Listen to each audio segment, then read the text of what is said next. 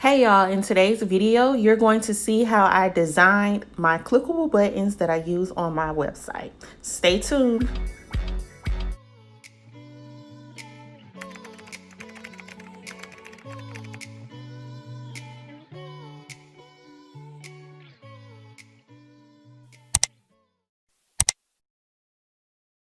Okay, so this video is going to be just like my other Canva tutorials.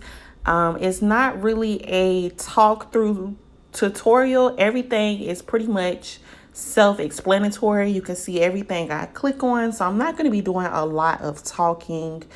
Everything that I am using is available in the free version of Canva. I know people always ask me that.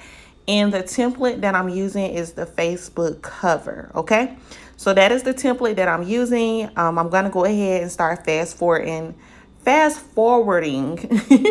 this video, and I'll play some music and you guys will be able to watch along and see everything I've done in the entire process.